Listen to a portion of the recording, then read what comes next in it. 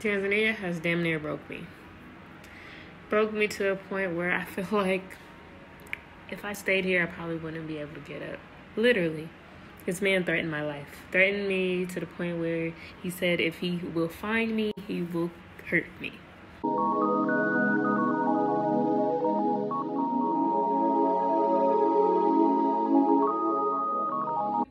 hello, and welcome back to another episode of Where's Neva.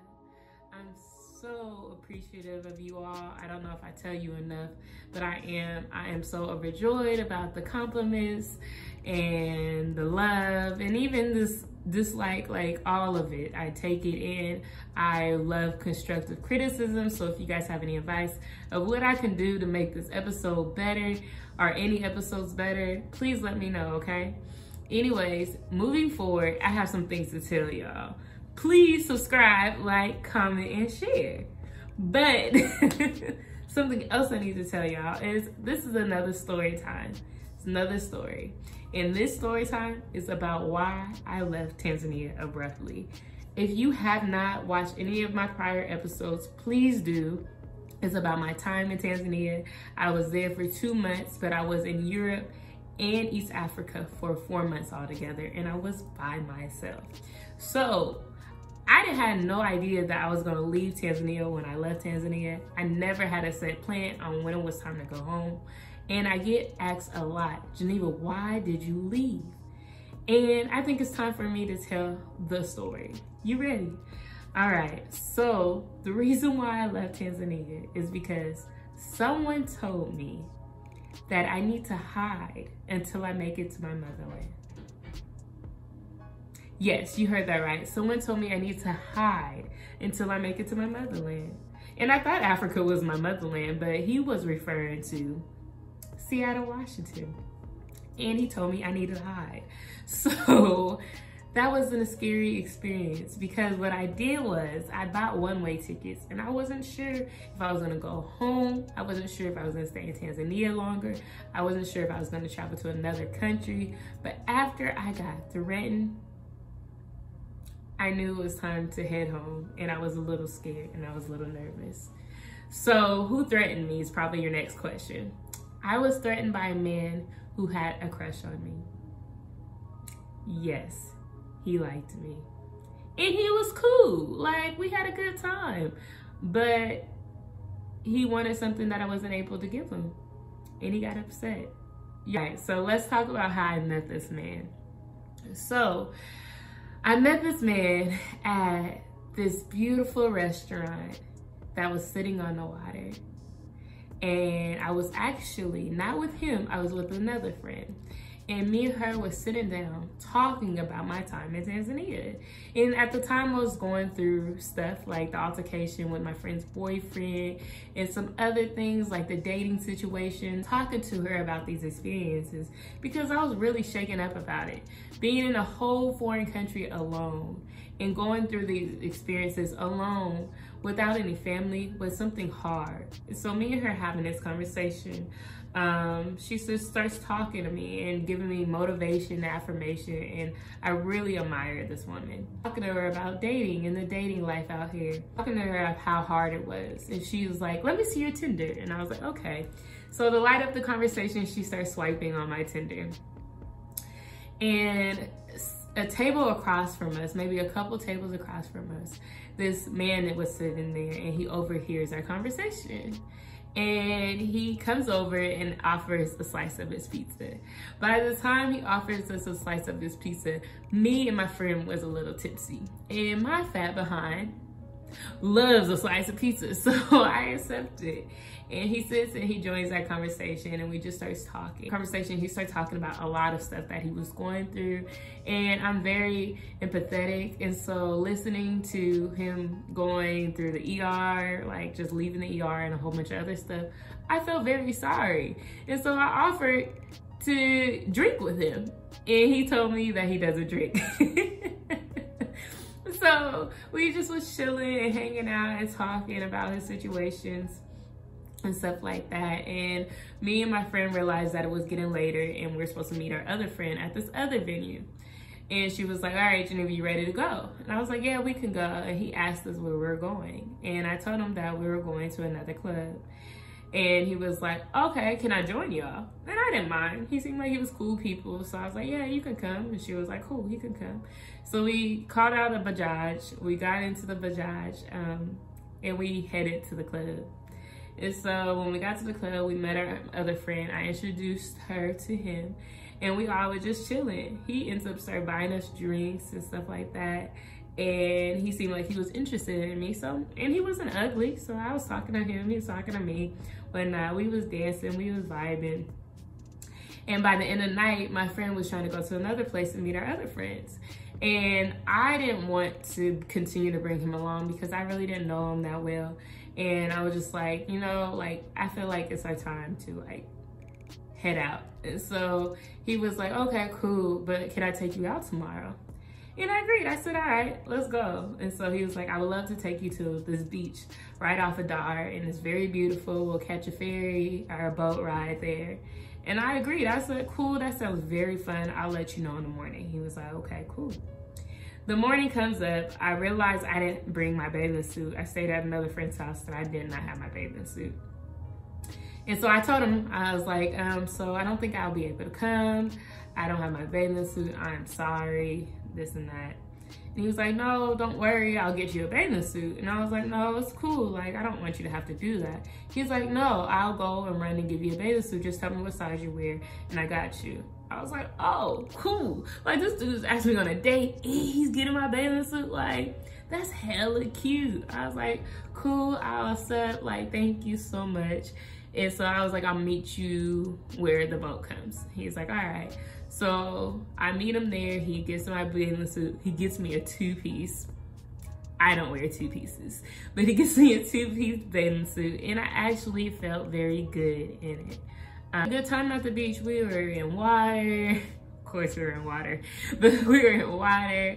We laid out on the sand and we had a good time. Later on, we caught the boat back to Dar and we were about to go get some food. And he was like, yeah, you hungry? And I told him how much I love chicken makange. If y'all have not had chicken makange, please get chicken makange. If you ever go to Dar es Salaam or Tanzania, please get it, it's delicious. So he asked if I wanted to go to this local restaurant. And I was like, of course I'll go to the local restaurant. He's cool now in my book. And so we go to the local restaurant and we start eating chicken makange. During the time we were eating our dishes, he starts telling me a lot about his life story. And his life story was a little sad. He started telling me about how he divorced his wife and the situation behind that. I'm not gonna really tell you guys all his business, but it was a really deep story. And I didn't know how to really even insert myself into the conversation, so I just let him talk. And I listened. It was really heavy and I had somewhere else to go after. So I dismissed myself again. A day and a half passed later, he would text me. He was like, hey, I really would like to take you to the movies. I would really like to take you to go get some more chicken makange. I really would like just to talk to you and get to know you. And I was like, cool. So me and him hung out time and time, like maybe 3-4 times after that. And it was cool until we went to the movies. So the day when we went to the movies, he asked me what movie I wanted to see. And everybody in Tanzania, for the most part, speaks Swahili. And there's some that speaks English. And he was fluent in English, Swahili, and Chinese. Like, he was dope. He asked me what movie I wanted to see. And so I told him one movie. I just picked a movie. And he was like, okay, cool. So he spoke to the cashier and picked whatever movie. And so I'm excited because I like the movies. And we went inside of the movie theater. And the movie that we sat in wasn't the movie that I picked. It was actually this movie that was very, very gruesome. Like, there was a lot of shootings. There was blood everywhere. And it was just like, whew, this is a lot. And so we watching it and he's watching me and watching it and like looking at me and watching it. And I'm just like, oh, what am I looking at? This is a lot. Like, I don't know how to take all this. He he tried to like be real close to me, and I was just like, oh, this is a lot. Like, I still don't know you. Like, we haven't kissed, we barely hug. Like, it's still a lot. Like, the movie, we went to get some more food, and I just knew it was time for me to go back home. So I ended up catching an Uber back home, and he wanted to make sure that I made it safely, which was nice. Got there and he left.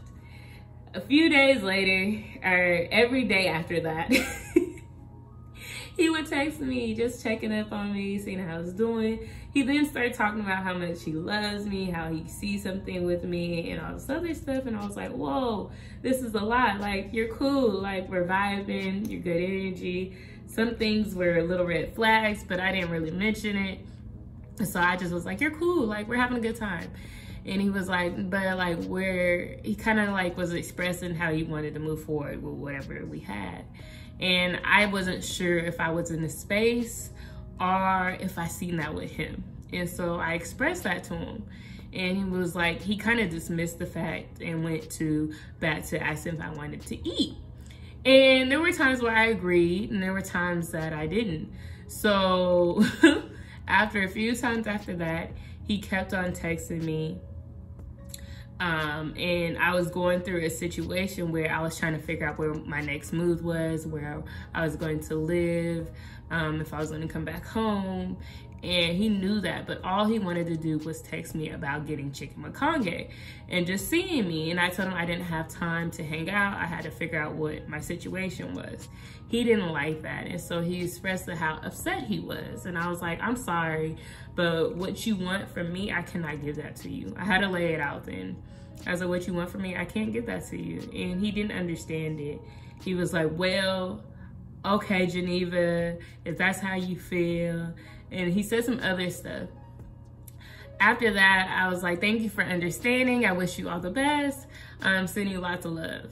He then responds, well, you need to send me back all my money that I spent on you and this and this and this. And I was like, wait, pause. Nobody asked you for any of that stuff you did for me. Like, you asked me to go to the ocean. You asked me to buy me food. You asked to do all this stuff. I didn't ask for you to do any of that. So you feeling entitled and obligated to something isn't on me. Like, that's not how the world works. You can't do stuff for people and assume that you're gonna get something back. Like, I didn't lead you on. I did actually like you a little bit, but to the point which you're trying to move forward, I cannot give that to you. If you're not willing to move at the pace that I'm willing to move on, then it is what it is. Like, I don't know what to tell you. I'm gonna let you know where we're at right now, and where I'm at right now, so you won't assume that there's more than what it is. He didn't like that. He started cursing me out. He started going crazy. And then I started getting scared. And then that's when he threatened me, said, I need to hide until I make it to my motherland. And then he told me, you don't think I can find you. You go out and don't even invite me. He's talking about like hanging out with my friends and I didn't invite him. And I just like, whoa, like, where is this energy? Like, where is this coming from? And so after that, I blocked him because I didn't know what else to say. I didn't know what else to do. It was just a lot. He proceeded to create other Instagram accounts.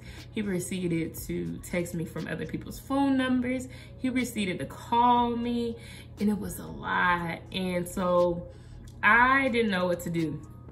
I didn't know if I should call the police. I didn't know, like, I'm still in a foreign country. I didn't know. And so I asked my friend to reach out to him because my messages weren't going through anymore. And when he texts me from people's phones, it would end up being blocked after that so that I won't be able to respond. So I asked my friend to reach out and tell him, if you don't leave me alone, that I'm going to have to go to the police. And so she sends him the message. And he responds back to her and he was like, oh, now you're playing with me. And she was like, no, like, just leave Geneva alone. Like, you do what you're doing. Because I really didn't want to leave Tanzania. He was like, she was like, you do what you're doing and just leave her alone. And he was like, well, I'll leave her alone after she pays me all my money back. And she was like, what does she actually owe you? And he was like, well, she owes me for all the stuff that I did for her. And he was like, okay, like, did she borrow money from you? Did she ask you to hold something? Like, what is it? He's like, no, but she went out with me. And she was like, well, you asked her out to go to these places. Why do you assume that she owed you this money? And he was like, well, if you want to act like she's asking, like, I could find you too. And she responded, and it was to the point where he sent me this crazy video of blood everywhere. And he says, this is what happens when he gets mad. And there was blood everywhere. He was holding a stick. Somebody was screaming his name, talking about, don't do that. Just thinking about the story just gives me chills and anger and anxiety, and makes me nervous. So let's fast forward. I was scared shitless. I was scared, and I didn't know what to say. I didn't know what to do. I was talking to my mom. There was times where I'll cry because I was just like, whoa, like, what's going on? Like, I don't be doing anything. I just be chilling, and I'm dealing with all this stuff. Like, I can't hang out with a male friend or getting to know a guy without him feeling entitled and obligated to me. Like, literally, we just was hanging out. Like, do I have to pay my way so that he knows there's nothing? And that's next time I know, that's fine. But someone offering and like, no, I'll take care of it, and like proceeding to take care of it, would you assume that you owe them something? Like, men, stop doing this. Women are getting killed over this shit. Women are getting killed because men feel obligated and entitled to a high, to a movie date, to a drink, to all this stuff. This really needs to stop, okay? Like, it needs to stop. All right, let's go back to Tanzania. So I wasn't sure what I needed to do. My mother and other people told me I should call the embassy. So I was like, all right, let's call the United States Embassy. So I got in touch with them, and they literally told me they couldn't do anything. Like, they told me to send them an email about expressing the situation. I called them, whatnot. They didn't do shit. And so they told me that I need to contact the local police. And if the local police doesn't do anything, then I need to contact them again. That doesn't make any sense. So you're telling me I got to go through all these steps to feel safe and secure? Anyway, so I decided to go to the local police. So I asked a couple of my friends if they don't mind taking me to the local police station, because I don't speak a lick of Swahili. A lot of police officers probably speak Swahili, and I don't know what the hell to do. So they agreed, and we went to the police station. And the police station was different. It's a third world country, mind you, so a lot of them they're behind the States. And what I would say is that it was a scary experience. So I go inside the police station. There was no computers. Right when you walk in, you see the jail cells of people laying down on the floor, stacked up on each other. It was crazy. And so I'm looking at the jail cells, I'm looking at the police officers, and they don't speak English. And so my friends, they speak both Swahili and English, so they got to translate for me. The police officer, so I was with a woman and I was with a male. The police officer decided to talk only to the male and not talk to my woman friend, which I feel like, okay, that's not understandable. I feel like my female friend would explain the story more, only because she is a woman and she can explain my side a little bit. Because my male friend, he somewhat didn't understand. He was just like, he ain't gonna do nothing. And I'm like, yo, I don't know that. This man is literally crazy. He sent me that crazy ass video. He took me to a gruesome movie. Like, I'm nervous, and I'm I already been through some shit, and I don't want to be through no more shit. Like, I don't want to be dead up in here. Like, no. And so anyways, the police officers talked to him.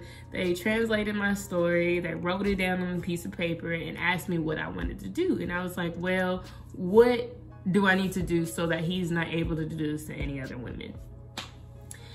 And they was like, well, tell us a little bit more of the stories. I forgot to add, with his other Instagram that he added me from, he felt the need to send me pictures of him and a whole bunch of different women. So it was pictures throughout all these years of him and different women, telling me that he could find another woman and this and this. Like, I didn't care. Like, go find another woman. I don't want you to do this to me or another woman. If you're going to threaten anybody, don't threaten nobody.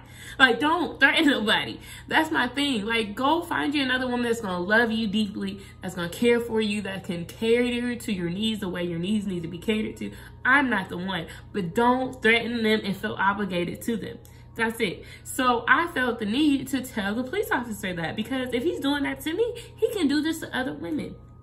So the police officer asked me, what would I want to do? And I was like, I don't know. Like, can you just find him? Can you question him? I don't know what to do. Like, I don't want to leave, but I feel like I have to leave. I'm actually leaving tomorrow, but I need to make sure that he's not going to do this to anybody else. Because I'd be damned if I turn on the TV or hear from my friends that a woman went and disappeared because of him.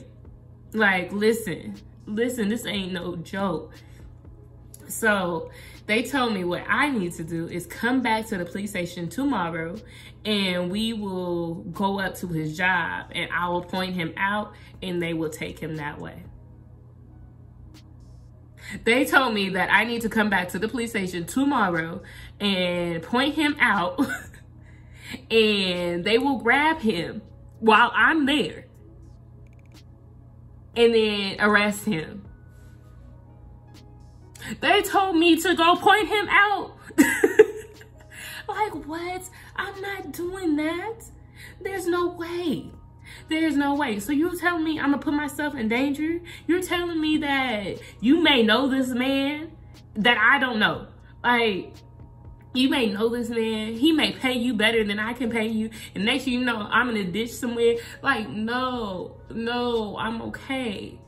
I'm okay. I'll pass. So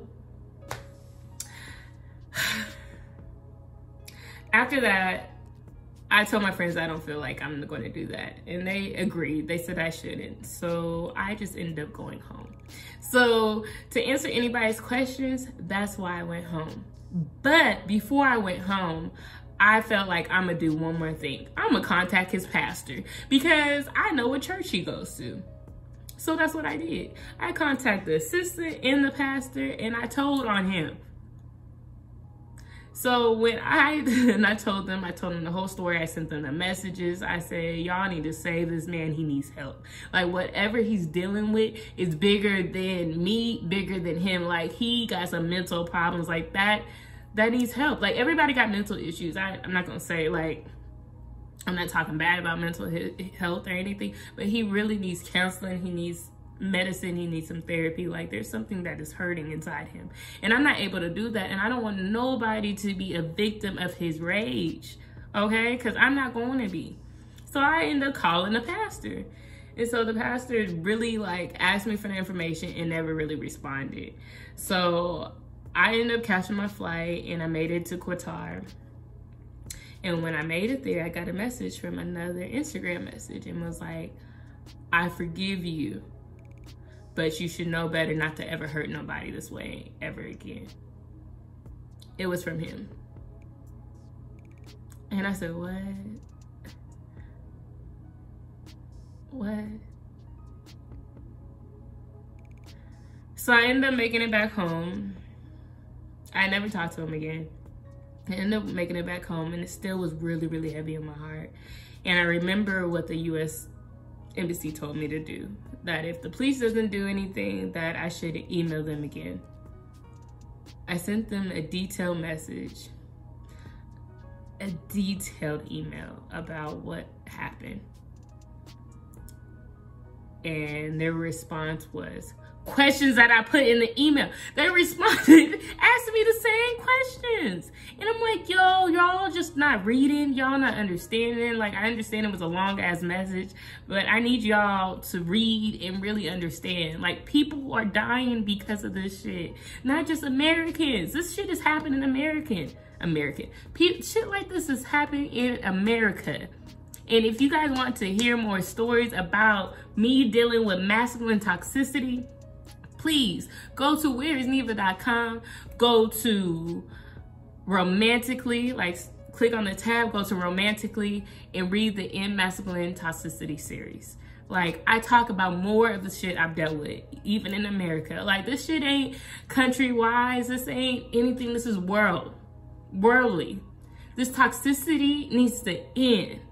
Like, needs to end. Like, we need to have these conversations. The reason why I'm expressing this story is because I'm tired. I'm tired. And my stomach hurts. And my chest is heavy. Because this is a lie. It's a lie. So, I haven't talked to him.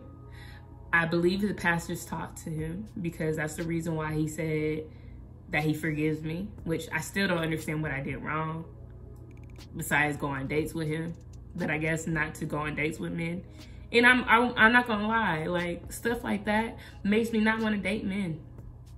Makes me nervous to go on dates with men because I feel like they're either entitled or obligated. I'm a survivor of so many things, and I will be damned to continue the cycle of becoming a survivor of so many things. So it's like to the point where I distance myself from men or express it. I understand not all men are violent. I'm not saying all men are abusive. I'm not saying all men are rapists. I'm not saying all men are this way.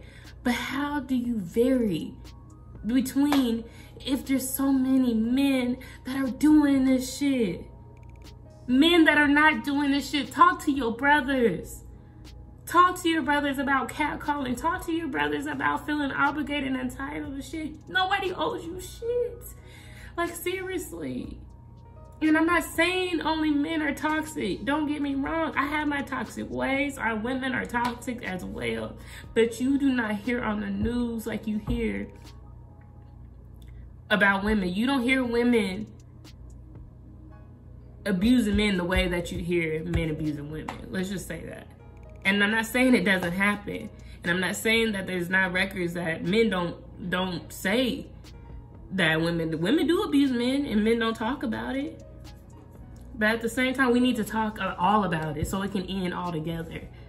Okay? So I'm sharing my story because it's important. I love you guys. And I'm tired. Y'all, I am tired and I'm stressed out.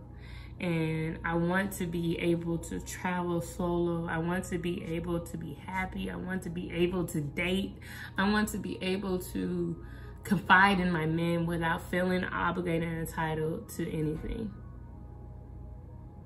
I don't want to feel obligated and entitled to anything as well.